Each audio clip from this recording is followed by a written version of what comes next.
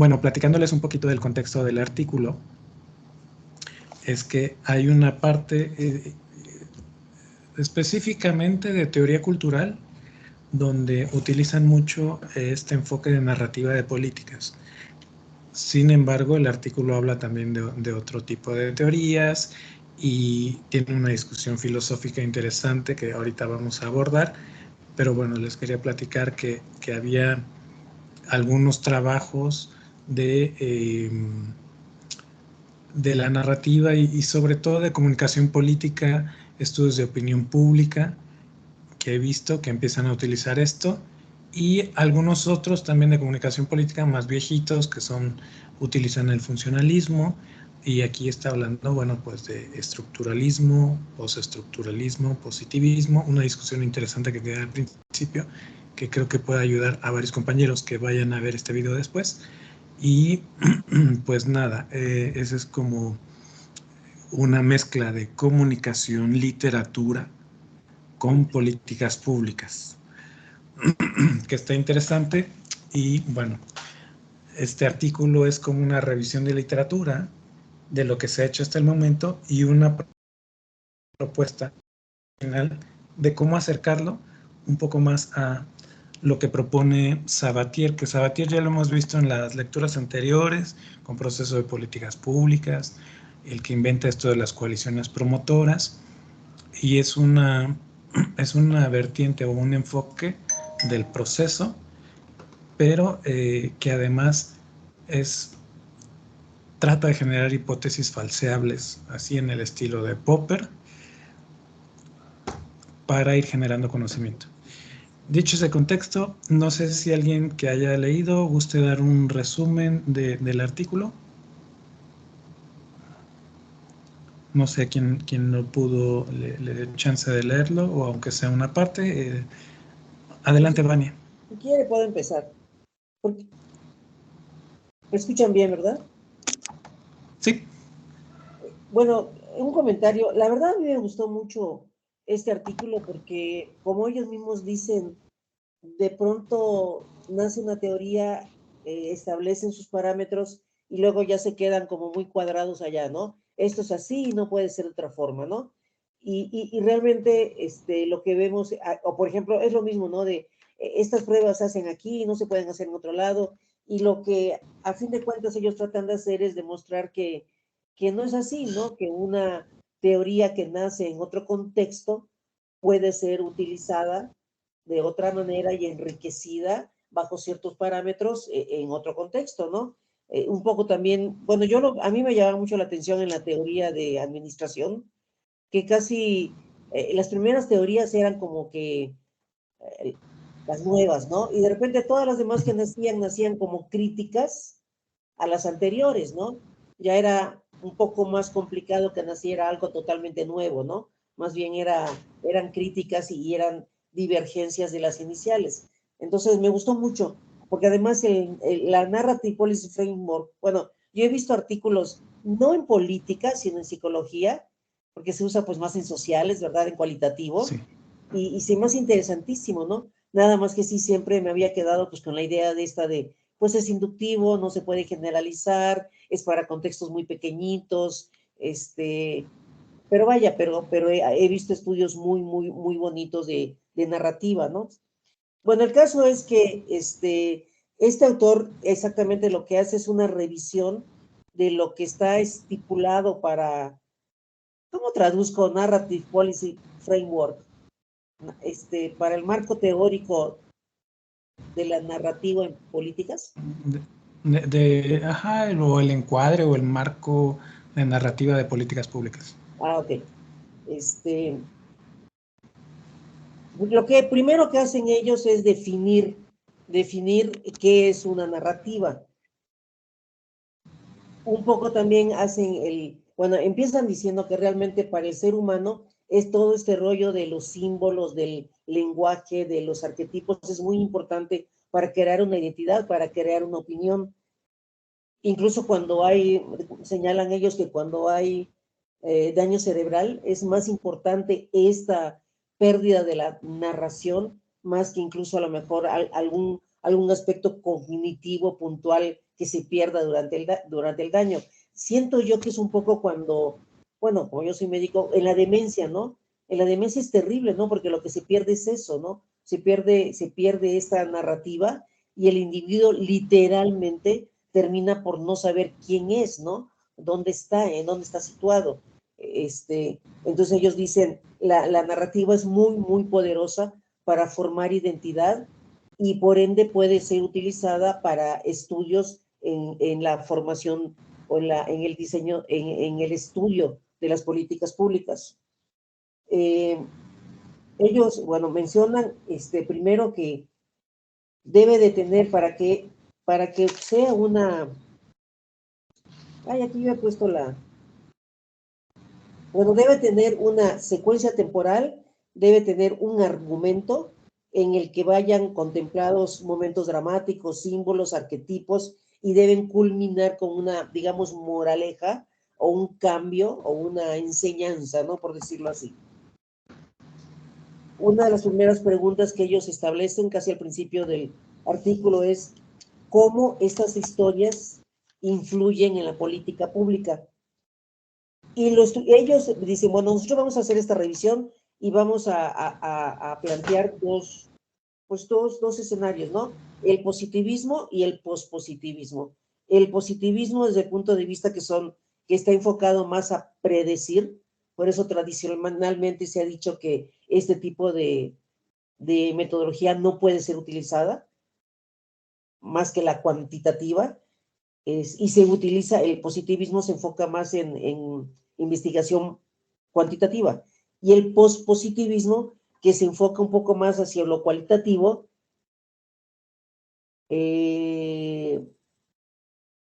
bueno. Entonces, la mayoría de los estudiosos que utilizan este método son pospositivistas. Comienzan hablando de los fundamentos filosóficos y la narrativa en la política pública. Y lo mencionan, lo dividen así: estructuralistas, métodos positivistas, postestructuralistas y pospositivistas. Desde el punto de vista de los estructuralistas, cada historia debe tener componentes totalmente identificables, desde los cuales esa es su bandera, ¿no? Desde los cuales se pueden realizar generalizaciones. Por eso es que ha habido esta digamos, separación o este divorcio entre los estructuralistas y los postestructuralistas. Ellos dicen, no, debe ser así, se deben realizar generalizaciones y a través de métodos totalmente positivistas. Los estructuralistas buscan componentes narrativos generalizables que se apliquen a diferentes contextos, y la unidad de análisis es el texto de la narrativa. En otro momento vamos a ver que la unidad de análisis no es el texto, sino la interpretación del individuo de la narrativa. Los postestructuralistas, esta corriente nace como una crítica a la anterior, al estructuralismo, y aquí es donde ellos se enfocan en la interpretación del individuo hacia la narrativa, como esa es por lo tanto, en vez de generalizar, busca descubrir la ideología que está escondida detrás de la narrativa, lo cual se me hace muy interesante, ¿no? Y no habría forma, y ellos mismos lo dicen, esto no hay forma, digamos, de estudiarlo a través de un método cuantitativo, ¿no? Donde yo sí puedo hacer afirmaciones para que me digan si están de acuerdo o no, o preguntar, pero es muy difícil realmente, a menos que sea a través de esto, de la narrativa, conocer la ideología que está detrás de la narrativa de la política pública. Y por otro lado, los pospositivistas rechazan la investigación positivista y la empírica por 3 razones. Ellos dicen que la realidad que tratan de explicar los positivistas es muy subjetiva, debido a los valores normativos utilizados en el proceso político, y por lo tanto debe ser entendida como las ideologías escondidas que ellos representan. Esa es una razón. La segunda razón es que la tendencia es hacia la predicción de los sucesos, o digamos de la opinión porque un interés muy importante en la política pública, y eso lo he visto yo, y se menciona en muchísimos estudios, la tendencia de los votantes, por ejemplo, ¿no? Y 3, como resultado de lo anterior, estos métodos excluyen grupos que son marginados y tal vez marginados deliberadamente.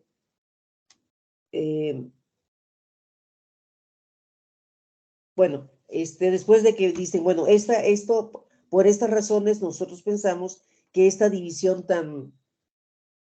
pues también vuelve a ser subjetiva o tal vez normativa, como dice Sabatier, no, es que la metodología debe ser esta y así se deben apegar. Y si no es así, pues no sirve, ¿no? O sirve nada más como para esto, como esta narrativa viene desde la literatura, pues viene como para hacer historias, ¿no? Pero no para hacer estudios serios y predicciones en políticas públicas. Bueno, en la literatura se categoriza en dos. El postestructuralismo, y yo aquí puse a varios autores que mencionan mucho dentro del artículo, que es Hager, Fisher y Rowe y Stone. Realmente se enfocan mucho en este escritor, en este autor Rowe. Yo no he leído nada de él, la verdad, o de ella, no sé ni qué sea, pero mucho de lo que discuten es en lo que esta persona ha escrito. Y el postestructuralismo menciona que los elementos de la realidad son construidos socialmente y que al analizar la política pública lo importante es el acto social de dotar de significado a los objetos y a los procesos, y que esto se logra a través de la narrativa y a través de un análisis más interpretativo. Otros autores, desde la misma perspectiva, hablan de la coalición discursiva, donde aquí entra Rowe. Aparentemente, escribió un libro que yo desconozco, la verdad, que es el análisis de la narrative policy, y define 4 fases para este análisis. Busca la narrativa, la oficial y la no oficial, y las compara. Sugiere utilizar un estudio de caso antes de entrar a usar otras técnicas positivistas más tradicionales. Yo creo que esto es muy importante, buscar ambas narrativas y compararlas. Yo la verdad, estudios cualitativos, pues en la vida he hecho, me parecen muy interesantes, me parecen muy complicados, porque además pues tienen que estar, creo yo, muy, muy bien estructurados, pero vaya, se hizo muy interesante que se busque ambas narrativas. La narrativa oficial, pues se va a buscar evidentemente en líderes de X comunidad, en personas que siguen la ideología, ya sea del partido o que esté en el poder, ¿no? Pero todos los demás que es la no oficial, es donde traerían a lo mejor allá los marginados, ¿no? La gente marginada, por decirlo, que en algún momento incluso en una comunidad pequeña podrían ser las mujeres, ¿no? Que no tienen voz ni voto y no se les permite opinar demasiado, y estas pueden tener otra idea de lo que está pasando en su comunidad, ¿no? Por otro lado, la perspectiva estructuralista es deductiva, está enfocada en las pruebas de hipótesis. Mencionan como 2 personajes importantes para entenderlo, a Golding y Kirmsky, y que ellos utilizan la narrativa y ofrecen guías para su replicación, porque esto es muy importante, ¿no? Desde el punto de vista positivista, un estudio debe de poder ser replicado, si no, no sirve. Entonces, estas personas hacen una guía. ¿Qué es eso? Es una guía, no es que se tengan que apegar a eso, pero vaya, ya se van enfocando para decir, mira, vete por acá, de tal manera que en un momento dado puedas generalizar. Y este estudio, como la narrativa es muy, otra vez, podrías ser tratada como muy subjetiva, lo que están tratando ellos de hacerla más objetiva para que pueda ser replicada y generalizada. Bueno, mencionan por ahí que algunos estudios han utilizado la narrativa con algunas partes del método clásico estructuralista, como es la hipótesis, las mediciones confiables, etcétera. Y que también se ha utilizado en el contexto de la coalición Advocacy Coalition. ¿Cómo lo traduzco? Es que luego, es que cuesta más trabajo traducirlo que no. Coalición promotora. Coalición promotora, eso, coalición promotora. Esos actores lo que hacen es integrar un fuerte marco teórico, una hipótesis y la posibilidad de falsificación. Pero a la posibilidad de falsificación se refieren a lo que usted comentó hace un momento, ¿no? La posibilidad de que... En los cursos de epistemología, tal vez igual nos pueda platicar, si das algunos cursos, me parece en metodología, ¿verdad? En algunos cursos de metodología, de epistemología, cuando empiezas a ver lo que se desarrollaba a principios del siglo XX, se ve a Karl Popper, y él le ponía mucho énfasis para discriminar qué era ciencia o qué no era ciencia. Los criterios que daba era el de falsificación, que de hecho con eso empieza a criticar, por ejemplo, al psicoanálisis diciendo que era pseudociencia. ¿Por qué? Porque había pulsiones latentes que las podías ver, y si no las veías es que estaban ahí, pero no se manifestaban todavía, pero ahí estaban. Entonces, esa es una hipótesis que no puedes falsificar. No puede estar en el error de esa afirmación, porque siempre va a haber esa pulsión por la mamá, o por ejemplo, el niño por la mamá, o la niña por el papá. Entonces, como nunca lo puedes probar, eso es pseudociencia según Popper. Justo el título de este artículo es lo que trata es de que pueda estar mal, o sea que es una afirmación, una hipótesis que tiene la posibilidad de ser falseable.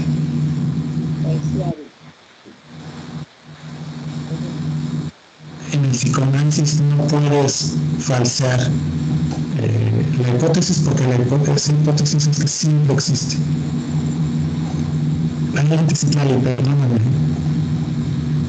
Entonces sí lo traducimos como falsificación, como hipótesis falseables. Ajá, exacto, que pueda ser falso o verdadero. No que digas una afirmación que no la puedas probar. Ok. Bueno, entonces la propuesta que ellos hacen para hacer este marco teórico, esta perspectiva de la narrativa en políticas públicas, primero dicen, bueno, primero hay que definir la estructura de la narrativa, ¿no?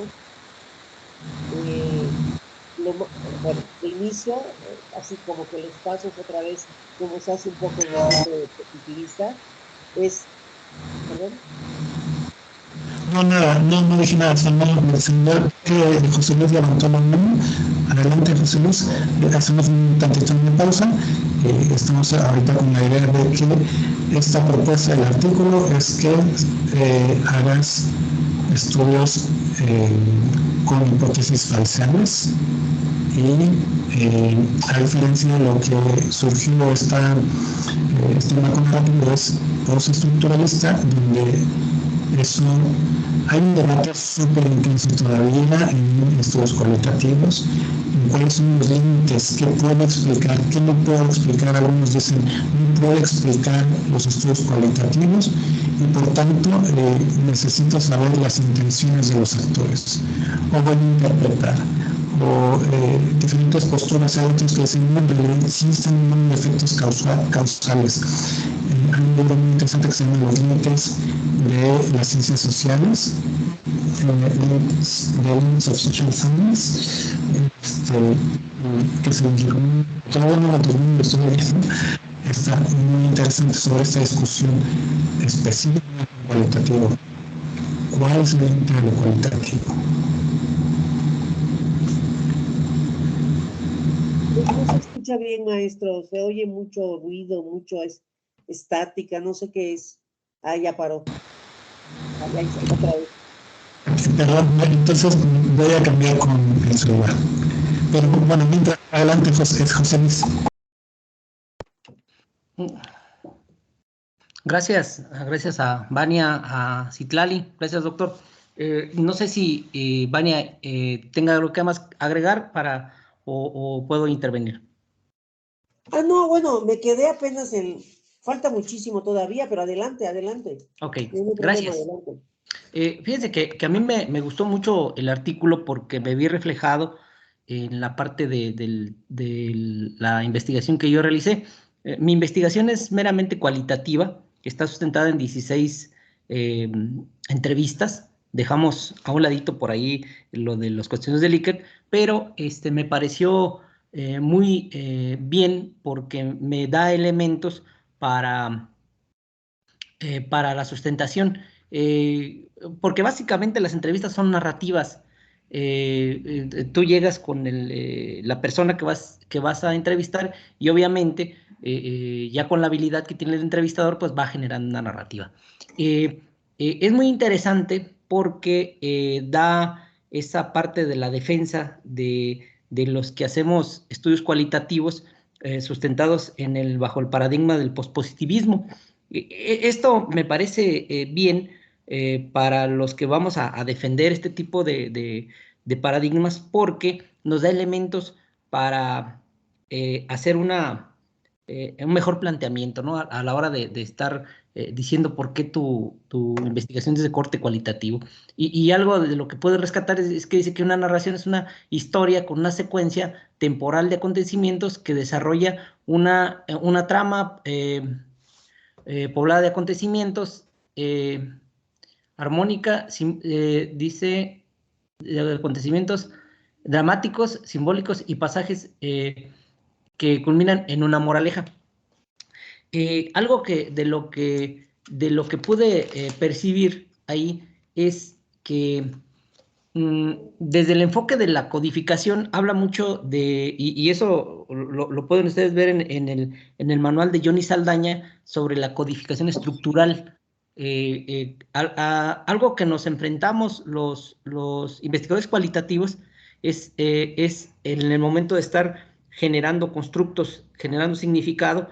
Yo creo que esa es la parte más difícil del investigador cualitativo porque el gran reto es precisamente cómo vas a hacer la técnica o cómo vas a usar los métodos para generar significado y que obviamente pues te lo compren, porque de otra manera pues sí estamos en algunos argumentos débiles. Obviamente, cuando haces este tipo de narrativas, se me vino mucho a la mente el asunto de la teoría fundamentada. Por ejemplo, en mi caso de la investigación, es una investigación de corte cualitativo, transversal, abductiva, es decir, va de lo deductivo a lo inductivo, pero hay un punto medio. Entonces, esta parte de cómo generamos a través de una narrativa, cómo el sujeto que estás entrevistando genera su propia realidad, sus propios constructos, sus propios conceptos. Esto te va permitiendo, obviamente, decir, en este polígono donde yo estoy interviniendo, esta es la realidad. Parte del trabajo de investigación es que por ejemplo, yo les digo que la realidad que presenta el ente promotor de la política pública, al bajar ya a terreno, pues algunos conceptos cambian, otros se fortalecen y otros se contradicen. Entonces, esta parte es muy interesante porque en lo personal a mí me da elementos para decir, oye, mi investigación es de corte cualitativo, sustentada en 16 entrevistas, donde cada entrevistado genera sus propios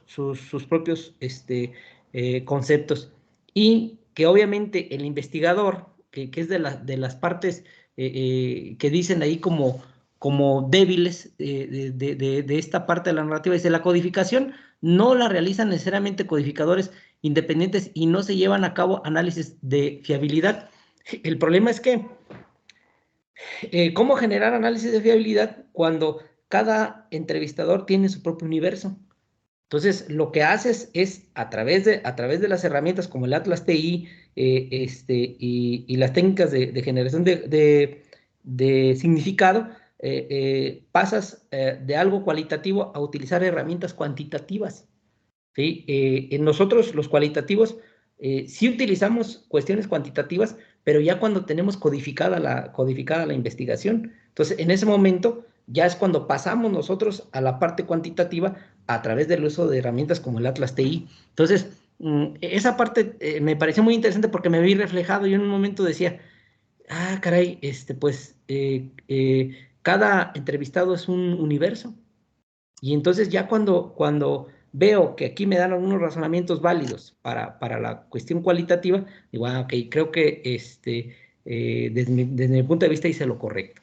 Entonces me gustó mucho el artículo, trae muchas cosas que me van a permitir hacer una secuencia más lógica, ¿no? Esa es mi intervención. Muchas gracias, José Luis. No sé si todavía se escucha ruido. No, ya no. No está bien. Ah, perfecto. Muchísimas gracias, José Luis. Justo estaba pensando en ti cuando estaba viendo esa parte. Más que no se puede, lo que menciona en el artículo es que los que hacen codificación, como tú lo hiciste, un libro de códigos, que tienen el libro de códigos te ayuda a estructurar de forma sistemática, como lo fuiste haciendo. Eso es típico de los cualitativos estructuralistas. Los post-estructuralistas suelen no hacer eso, lo que tú sí hiciste. Entonces, son poquitos los que hay, los estructuralistas.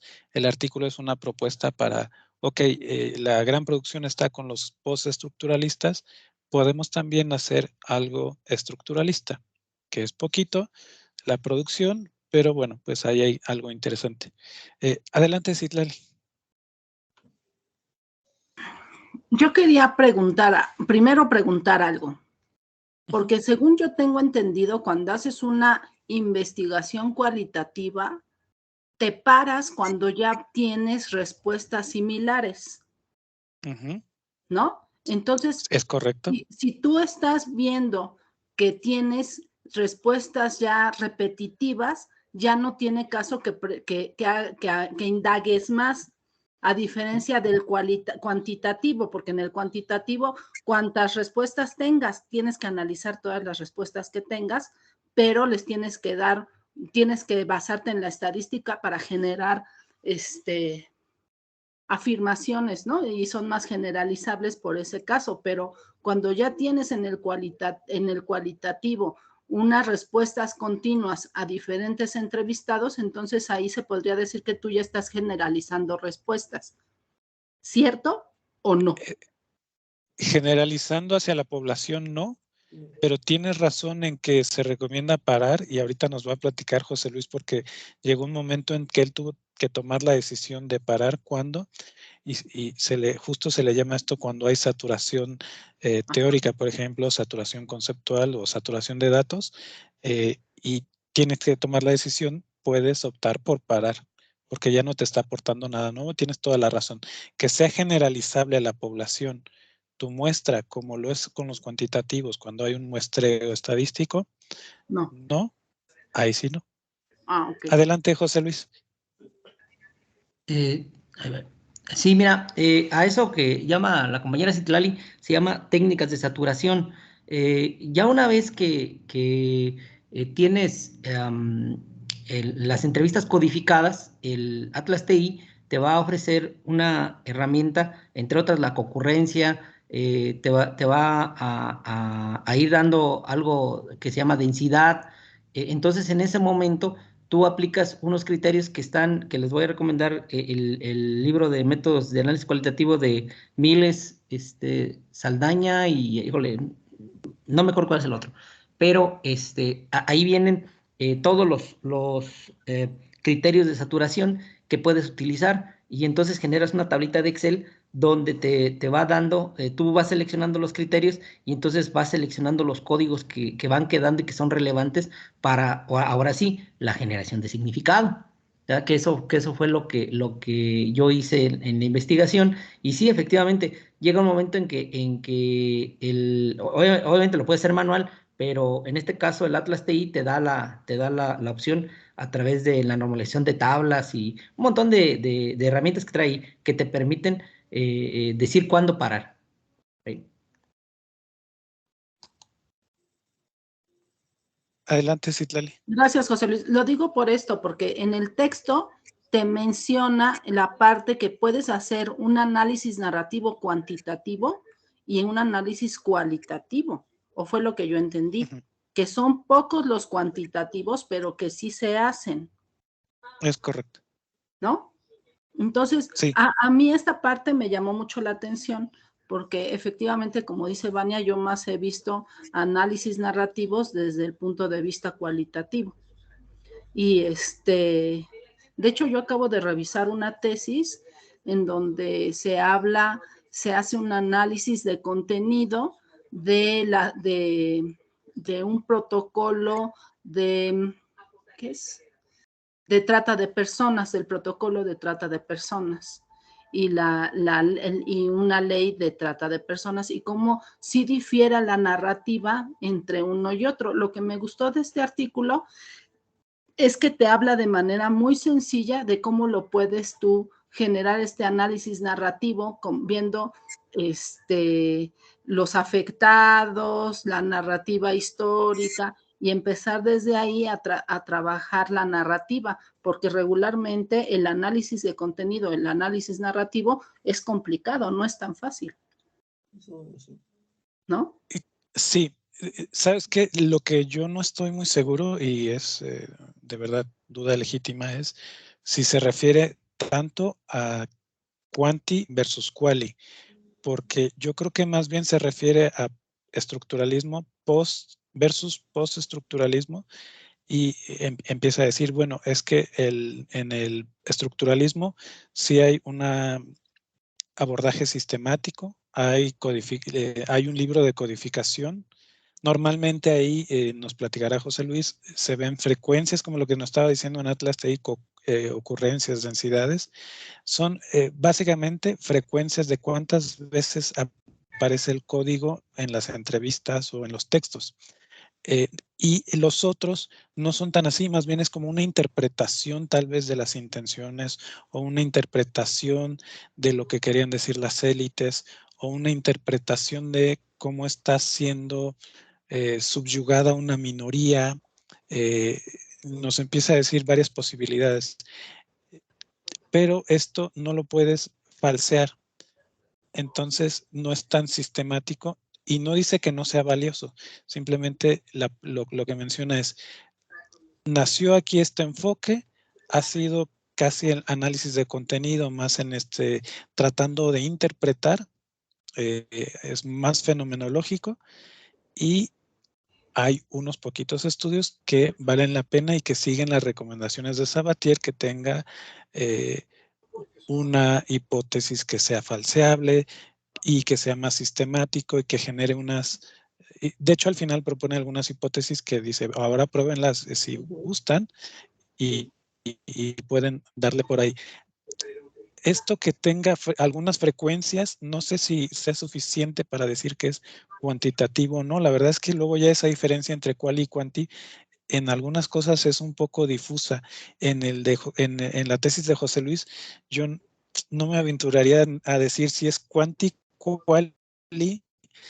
Me parece que es más quali, aunque tiene frecuencias y datos interesantes que podría uno por momentos pensar que es quanti, pero bueno, creo que no es muy fructífera esa división ahí cuando uno lee, por ejemplo, su tesis, pero sí es interesante ver cómo está bien sistematizado, bien elaborado el libro de códigos, ver cuáles son las categorías que construyó, cómo las fue agrupando, crecieron, se achicaron y luego afinó, y fue todo un trabajo muy intenso que no se suele ver porque la mayoría de estos estudios cualitativos es meramente interpretativo de alguna de las cuestiones interesantes, como mencionaba en el artículo, ¿no? Puede ser de las élites, de alguna interpretación o intención de los actores, Lo que pasa es de que, perdón, pero en la página 333, cuando usted subió el texto en español, como que le faltaban partes, entonces yo lo traduje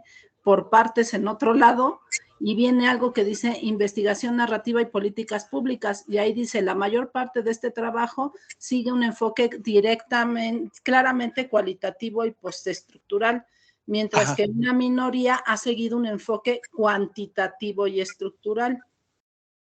Hablando de las investigaciones narrativas, por eso yo decía que en el artículo dice que hablando de investigaciones narrativas, sí existen las investigaciones cuantitativas.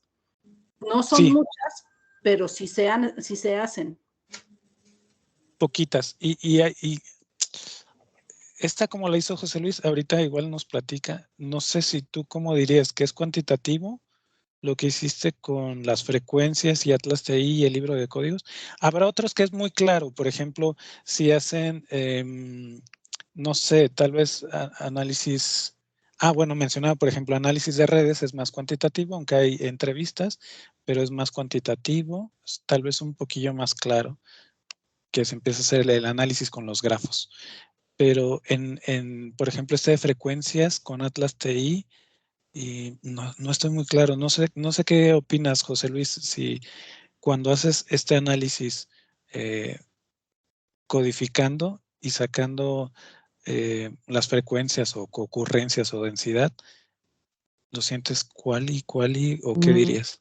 No, en realidad es un estudio cualitativo, utilizando herramientas cuantitativas, como la estadística descriptiva, todo lo que tiene que ver con las técnicas de generación de significado, saturación. Entonces, no, me quedo en el lado quali porque en sí la esencia es la entrevista. Entonces, la entrevista pues es eminentemente, está sujeta a interpretación. Entonces, no, el estudio sí lo ubico yo dentro del campo cualitativo, del paradigma cualitativo, postpositivista, abductivo, es decir, un punto medio entre el estructuralista y postestructuralista. Cuando generas códigos que vienen del libro de códigos, estás haciendo estructuralismo. Cuando generas códigos que se van naciendo en el momento que no aparecen en el código, pero en el libro de códigos, estás allá del lado de postestructuralista, ¿no? Entonces, yo me quedo en el lado cualitativo, por eso este artículo me sirve mucho para fortalecer lo dicho en el trabajo de investigación que realicé. Y también hiciste análisis de confiabilidad, ¿no? Sí, hice algunos para las frecuencias y eso, pero básicamente donde yo explico es en la cuestión de los criterios de significación, que ahí ya cuando te vas más al lado cual, pues ya la cuestión de fiabilidad pues disminuye, ¿no? Perfecto. Adelante, Vania. Perdón, Vania, tantito, sí, porque sí, tengo yo una duda ahí. Para mí, entonces, su estudio es mixto. Porque según el método mixto, utilizas herramientas tanto cualitativas como cuantitativas, sin importar si es más o menos la utilización de herramientas de uno o de otro. Porque ahí está usando dos métodos distintos. No sé si estoy bien, pero para mí sería más un método mixto que un método únicamente cualitativo. Porque en el método cualitativo únicamente te abocas a metodologías, a métodos cualitativos. Y en el cuantitativo únicamente a métodos cuantitativos. Si él está diciendo que está usando fiabilidad, que está usando frecuencias, que ya está utilizando dos métodos. Por lo tanto, no es únicamente cualitativo, sería mixto, según lo que hemos visto en clase y las literaturas que yo he consultado. Sí, la verdad, te soy honesto, yo ya con casos concretos a mí me cuesta trabajo y a veces siento que no ayuda mucho la distinción, en algunos casos muy puntuales. Pero es un tema súper discutido y creo que no terminado. Pero al menos creo que sí es lo que hizo es estructuralista. No sé si pospositivista, tal vez no lo sé. Pero tiene razón, o sea, puede ser, creo que los dos tienen razón y es difícil ahí establecer la línea. Adelante, Vania, pero estoy de acuerdo contigo, Citlali, y con José Luis. Sí, de hecho, no habíamos llegado a esta parte, pero cuando habla de los niveles de análisis, estas hipótesis que sugieren como partida de estudio son muy, muy interesantes. A mí, bueno, a mí lo que me vino a la mente es que en este momento en estos días mundialmente se manejan, creo que son, no me acuerdo si son 10 o 16 días de activismo contra la violencia de género. Y en muchos lugares pues se hacen actividades y se dan pláticas, pues N cosas, ¿no?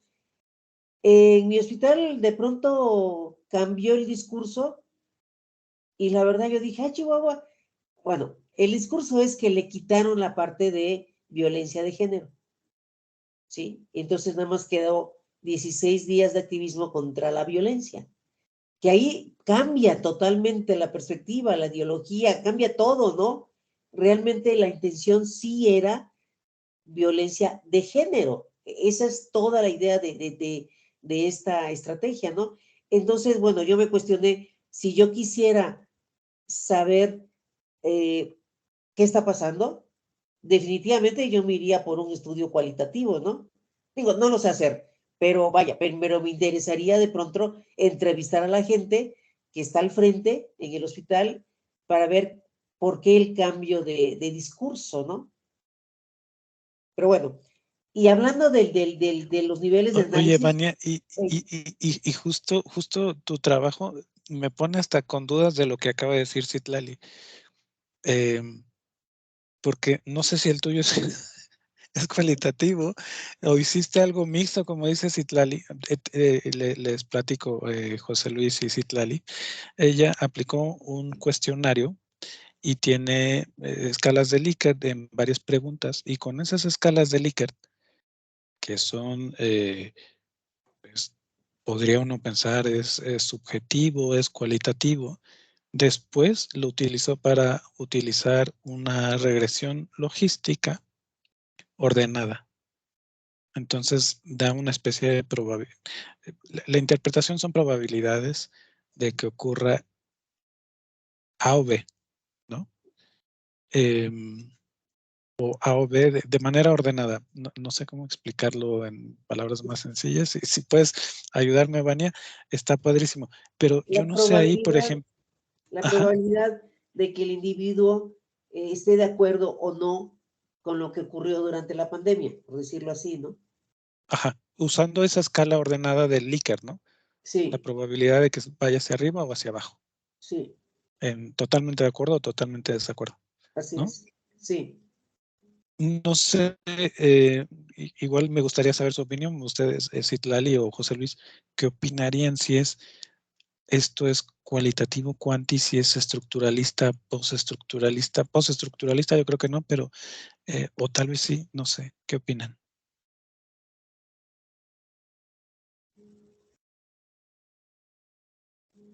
Mira, Sí. retomando un poco lo que decía Citlali, en el caso de los métodos mixtos, ¿por qué no considero que la parte del trabajo que realicé pudiera entrar dentro de lo mixto?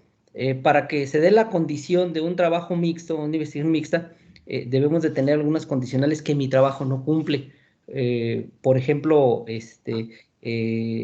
la fuente donde obtengo los datos es la entrevista, aunque utilizo herramientas de tipo que se utilizan en la cuestión cuantitativa, pues la fuente no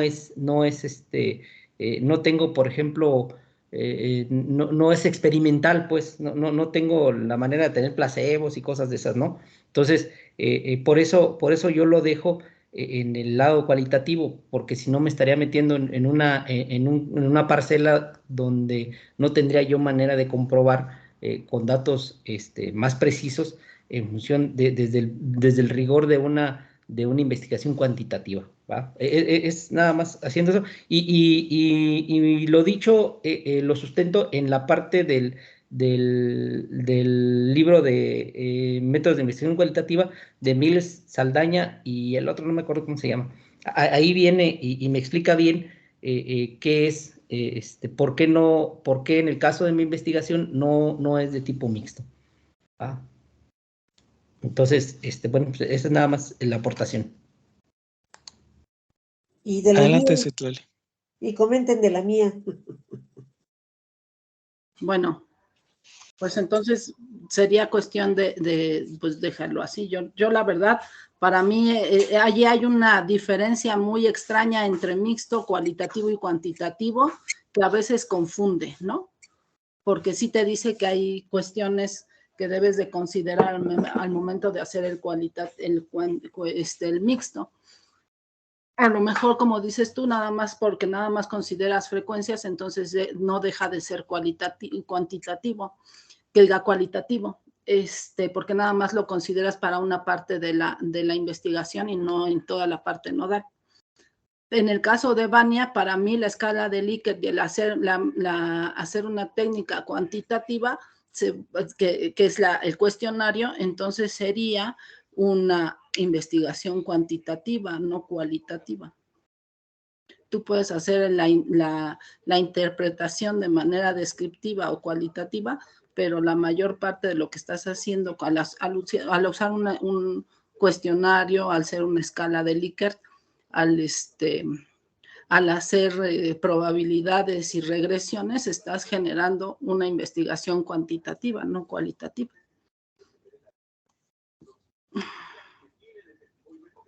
¿Tú qué opinas, José Luis, del de Vania? Perdón, yo creo que si el origen de sus datos es las encuestas de Likert, creo que sí es cuantitativa, por las regresiones, por todas las herramientas que va a utilizar. ¿Va? O sea, pero es basado en función de la fuente, pues el paradigma siempre te lo va a dar la fuente, de dónde estoy obteniendo los datos y si tengo manera, recordando un poquito a Sampieri, de los básicos, ¿no? La diferencia hay una tablita ahí en el libro de Sampieri y varios ahí, donde dice las diferencias entre un estudio cuantitativo y un estudio cualitativo y lo dice muy claro, pero sí yo mi visión es en función de la fuente, ¿no? De dónde estoy obteniendo la información y si esa es de tipo, lo voy a meter a herramientas que me den estadística descriptiva e inferencial, ¿no? Entonces, para mí el de Vania está en el campo cuantitativo. Adelante, Vania. Sí, de hecho, para José Luis, creo que, bueno, yo siento que una de las diferencias es que en el cuantitativo se formula una hipótesis, ¿sí? Y creo que en el cualitativo no se formula una hipótesis como tal, no hay una variable dependiente y una independiente como tal, entonces es cualitativo. Por eso lo que trata de hacer esta gente al final del artículo es empezar a plantear hipótesis que puedan ser estudiadas desde otra perspectiva, ¿no? Yo, de hecho, mi intención inicial era hacer un estudio mixto. Quería yo hacer el cuestionario y quería yo hacer entrevistas. Pero definitivamente, como no tengo la expertise y dije, no, me voy a meter en problemas, mejor me quedo de este lado. Y pues no, tengo muchas ganas de hacer cualitativa, pero la verdad es que nosotros los médicos estamos demasiado formados en la posición positivista, cuantitativa, todo se mide, y todo se comprueba, ¿no? Entonces es muy difícil pasar al otro lado. Gracias. Hay todavía debate, Vania, en si los estudios cualitativos tienen variables o un enfoque causal. Varios dicen que no, y hay algunos académicos que proponen que sí. El que les platicaba de los límites de las ciencias sociales es un libro que trata de proponer que sí, que aunque hay cualitativos y algunos no quieren establecer relaciones causales entre variable X y Y, él propone que sí, hay algunos casos y es más, sugiere que sea así también. Pero bueno, es un debate no terminado y súper intenso. Sí, no lo dudo. Pero es que además yo siento que regresamos a lo mismo, ¿no? Queremos seguir con el mismo modelo, ¿no? Positivista al 100%, ¿no? Ah, si no es así, no puede ser comprobable y no puede ser causal. Y realmente tal vez no, ¿no? Estas cosas que son de interpretación de ideologías, de discursos, esta parte que dicen de los niveles de análisis, de la congruencia, la incongruencia, el nivel de confianza y credibilidad del narrador, todo esto, yo siento que, supongo yo, que sí es muy difícil incluso en lo cuantitativo de pronto es difícil, ¿no? Porque además las cosas no son unicausales, por lo menos en medicina, todo es multicausal, entonces ahí uno se puede meter en problemas. Pero yo creo que a través de un análisis que hiciera una mezcla de ciertos métodos, sí se podría llegar a inferir una causa. No sé si fuera generalizable, no lo creo, porque otra vez las cuestiones sociales o de políticas tienen mucho que ver con el contexto. Por ejemplo, yo en medicina puedo decir, todos los diabéticos del mundo se comportan de esta forma, ¿no? Y si les doy tal medicamento, les baja la glucosa porque les baja, ¿no? Claro. Porque la causa es pues que no les falló el páncreas. En cambio, en los asuntos sociales, pues eso creo que prácticamente es imposible, creo yo. Adelante, José Luis. Y después es Citlali.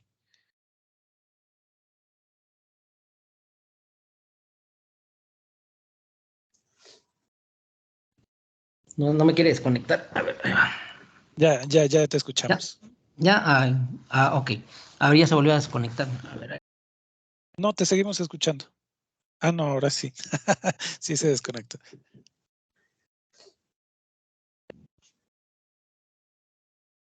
Ahí va. Como que tarda. Listo. Ahí está. En la parte del análisis de políticas públicas, hay un elemento pues que siempre es complicado nosotros como analistas, que es el bienestar subjetivo. Por ejemplo, si vamos a analizar una política de reducción de la pobreza, pues obviamente ya cuando te metes a cuestiones de percepción del beneficiario de bienestar, por ejemplo, del programa de bienestar, pues hay quien, aunque viva en una zona de atención prioritaria y esté en una colonia con cuestiones de indicadores muy altos del Coneval, él no se percibe como pobre. Entonces, en el caso exceptuando las políticas de salud que son más cuantitativas, que ahí pues sí tienes un montón de elementos para poder ver y medir, por ejemplo, el caso de los diabéticos y cosas de esas, ¿no? Enfermedades crónico-degenerativas. Yo creo que en la parte de lo que tiene que ver con el análisis de las demás políticas públicas, sí hay un elemento, por ejemplo, la percepción del bienestar subjetivo que genera la política pública. Entonces, nosotros, los que estamos en la parte del análisis de las políticas públicas, sí debemos entender que la gran mayoría de los estudios que se van a realizar en cuanto a describir, analizar, a determinar cuestiones descriptivas de una política pública, pues tienen que ver con cuestiones a veces subjetivas, ¿no? Y que desde el punto de vista cuantitativo, pues no se da, por ejemplo, y con esto termino, hay quien estar afiliado al Seguro Social, pues representa un nivel de bienestar alto, y hay quien estar afiliado al Seguro Social, pues dices que pues es lo único que hay o no tengo acceso a otro tipo de servicios, ¿no? Entonces, sí hay esa parte, ¿no? Sí hay cuestiones donde se mide pues la subjetividad. Sí. Adelante, Citlali. Yo quería ver si podía compartir, porque yo sigo con que el compañero es mixto, no cuantitativo. No cualitativo. Adelante, adelante. Déjame ver ahí, ventana. Digo, y yo sé que el maestro nos mandó un video en donde decía que Sampieri no era para doctorado, pero a veces saca de dudas. Mira, esta parte es de Sampieri y te dice que hay 3 maneras de hacer investigación mixta. Por eso era que yo lo decía.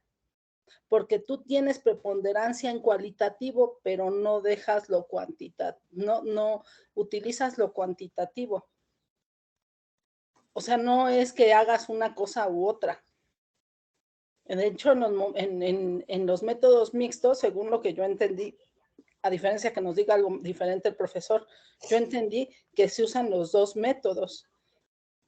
En diferencias, pero sí se utilizan los 2 métodos. Entonces, por eso fue que yo comentaba que podía ser que tú no seas eres mayormente cualitativo, pero podrías echarle un ojo porque a lo mejor no eres completamente cualitativo y te puede beneficiar de cierta manera el mixto. Porque a veces nada más guiarnos por el método o por la manera en la que indagué no es la única manera de determinar que es un método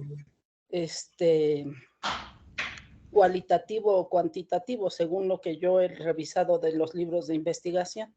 Bien, pues haré la referencia que me das en la sustentación como una nota técnica interesante. Y te agradezco el comentario. Pero ya también hay otros libros como el de otro de Verba.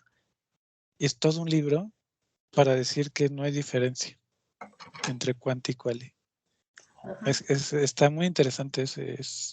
Y de Gary, se me olvidó el apellido, es Gary, que lleva los métodos cuantitativos y cualitativos en Harvard.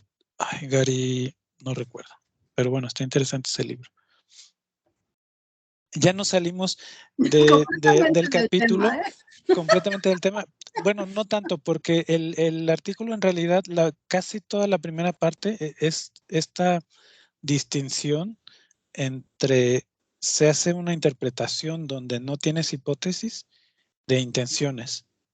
Y así ha sido la narrativa por lo general y toda la producción de narrativa de políticas públicas, donde tienes una historia, básicamente una historia de buenos y malos en el tiempo, inicio, nudo y desenlace, y al final tienes una moraleja, y se usa muchísimo en comunicación política, lo van a ver como storytelling, y me recuerda mucho a La Rosa de Guadalupe. Porque siguen la misma historia en la trama de La Rosa de Guadalupe. Y una vez estuve en una reunión una conferencia con un docente que hablaba sobre el storytelling y de las campañas de 2018 con AMLO, y muy curioso que, por cierto, ahí hay una hipótesis contraria, él tenía a lo que se menciona aquí en este artículo.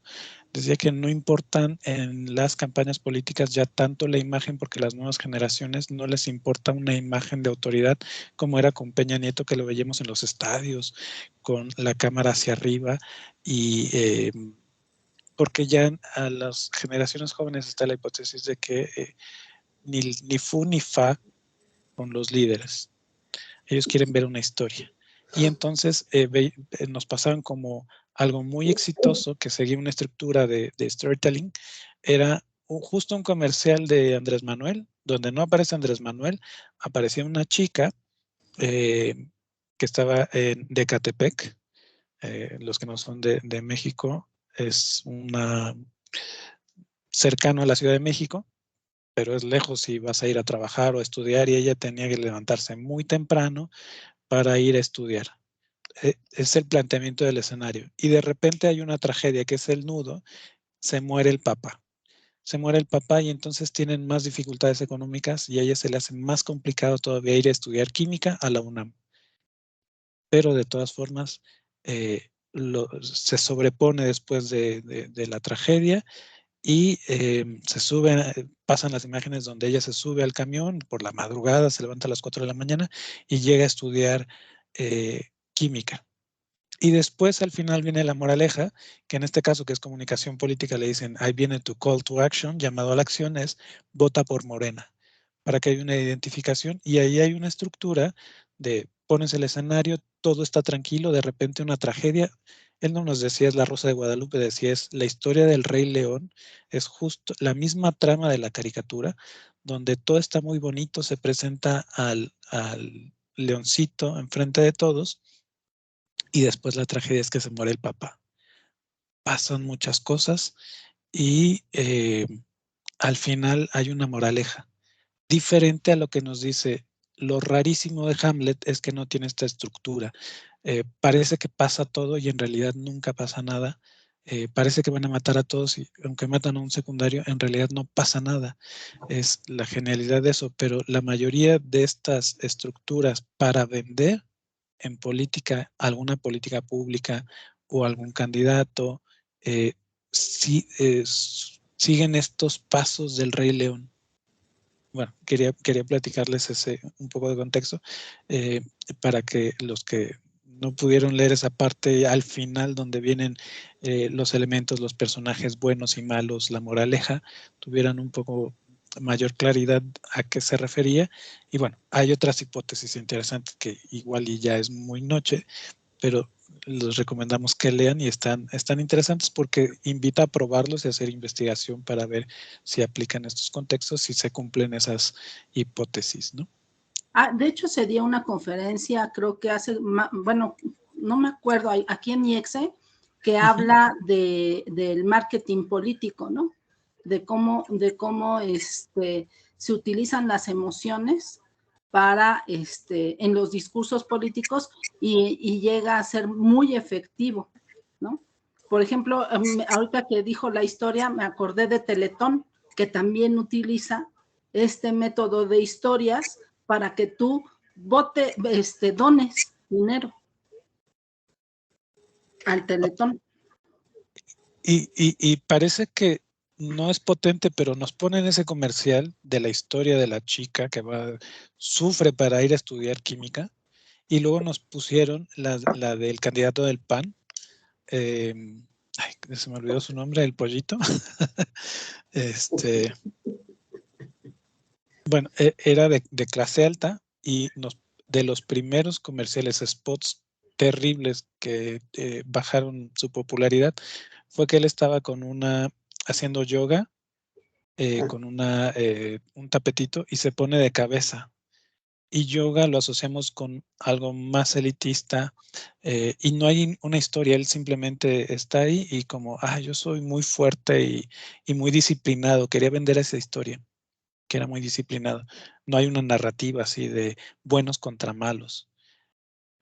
En el otro sí, y el otro, bueno, parece que tuvo bastante punch, bastante poder.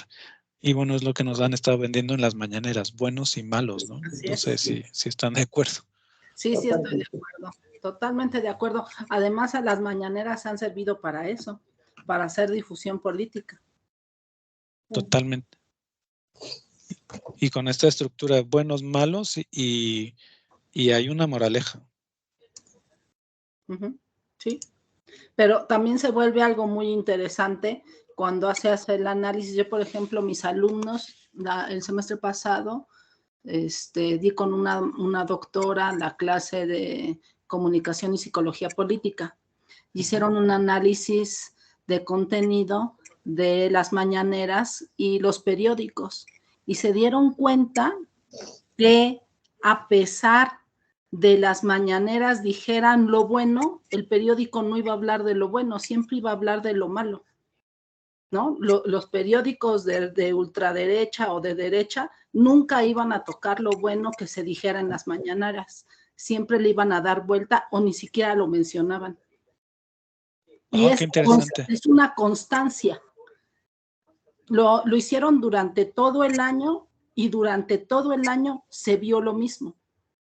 Se decían cosas buenas en la mañanera y en el momento al otro día veían el periódico y no se mencionaba.